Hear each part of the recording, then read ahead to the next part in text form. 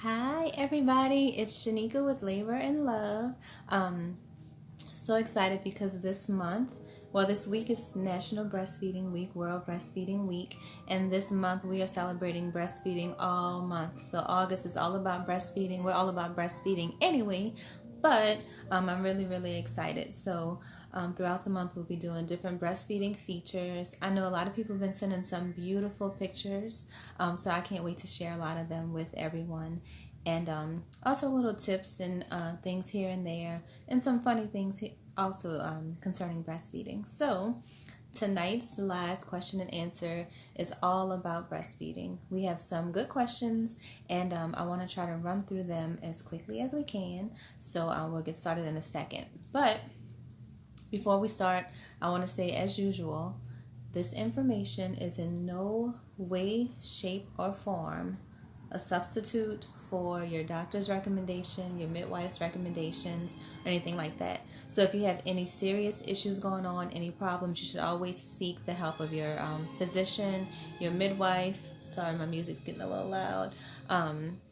Your nurse practitioner, or whoever you see for your care.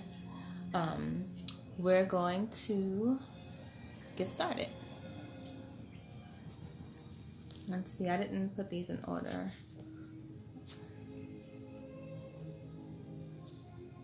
Oh yeah, this is a good question. Let me get to this one first.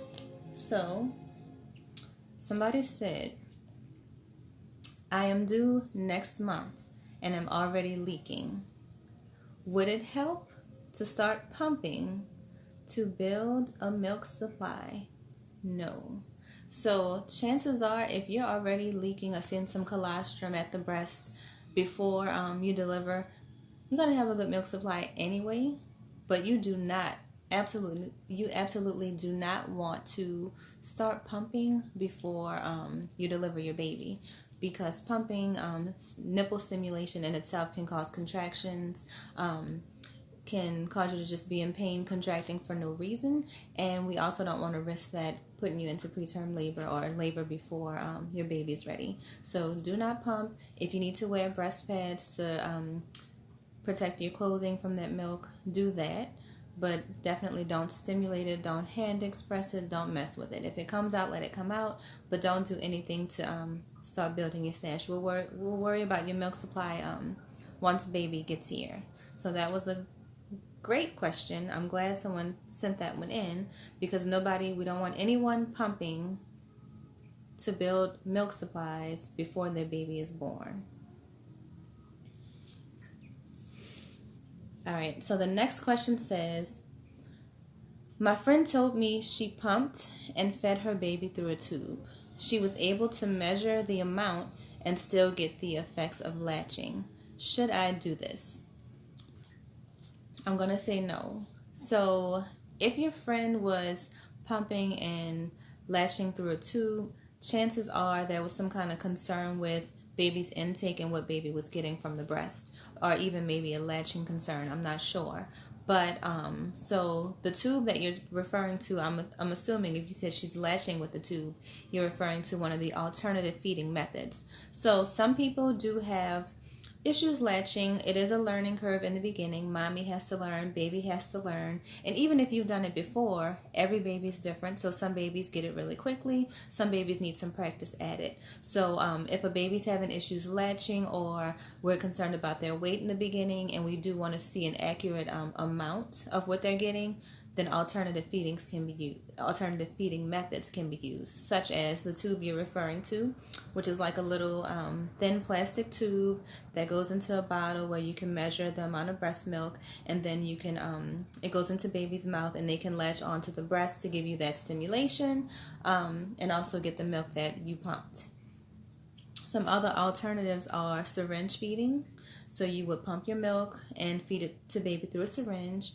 And another method is spoon feeding. So I think those are all good options. I want to say, if you need to use an alternative method, there's nothing wrong with that. You can still opt to latch when your baby's ready and when your baby can latch. But bottle feeding should be a last resort. Use the alternative methods first. What was I about to say? I was about to say something. So no, I don't want this to be your plan. I don't want you going into delivery or about to start your breastfeeding journey thinking, okay, I need to pump and measure what my baby's getting and feed my baby through a tube or a syringe. No, I would like you to go into it with the mindset of my body's going to do what it's supposed to do. I'm going to go into breastfeeding, doing lots of skin to skin and letting my baby latch on, which will tell your body what to make. So those methods will be used if there's a need. So no, I don't think you should try that to begin with. I think you should just try letting your baby latch on, letting your body do its thing, and I'm sure everything will go very well. I think I answered everything I wanted to answer with that question. All right, let's go to the next one. All right, so someone said, I pump every day for the next day because I'm back at work. I do have a good bit stored in the freezer. Can I continue to pump every day for the next, or should I store my fresh milk and start using the frozen? It's really up to you. So, if you're pumping, if you're at work, you're pumping. I remember doing that, pumping for the next day that I worked. So whenever I was away from the baby, that's what she got. She got whatever milk I pumped the previous day at work. And that's completely fine. So your milk that's in the freezer is good for, if it's in the regular freezer, like a few months. I think like 6 months. So it's not going to go bad unless you just don't use it at all. If it's a deep freezer, it's good for even longer. So I would say it doesn't really matter. Now remember, your breast milk does change as baby grows. It gets fatty at some points. It gets more nutrients. Even as baby's sick, your breast milk will get different antibodies to help build baby's immune system and help baby get better. So breast milk is always a good thing, even if she's or he's 8 months and you're using breast milk from when baby was 2 months that you pumped. So I would say either or.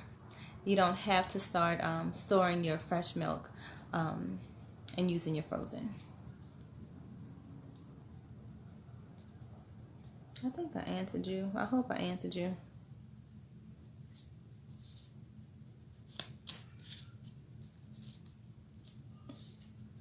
All right, last question. Is it okay to breastfeed if I have a cold? Yes. So your body is amazing. Your body can sense that you're sick, but your body also knows that you have that little baby that needs your milk, and your body's going to make what you need to protect that baby from your sickness. So I don't want moms to be concerned that they're going to give babies germs if they're breastfeeding and nursing while they're sick, because your body and your breast milk is amazing and protects your baby and makes your baby healthy, and that's what the baby needs. And that's actually what you need too. I really feel like lots of skin to skin and breastfeeding does benefits for mom and baby. So yes, you can still breastfeed your baby if you have a cold. All right, y'all. That's it. Hey, everybody. I'm sorry. Hey, y'all. I see some people have joined.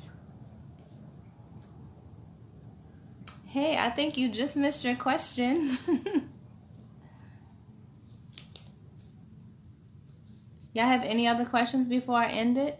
I know that was a quick one. I was trying to keep things under 10 minutes, and I'm right under 10 minutes, so. All right, thank you, everybody. Always send in questions. Of course, if you have any photos of breastfeeding, pumping, anything like that you want to share this month, feel free to share it. I'm going to have it on replay so you can see it. All right, thank you. Y'all have a good night. Happy Monday.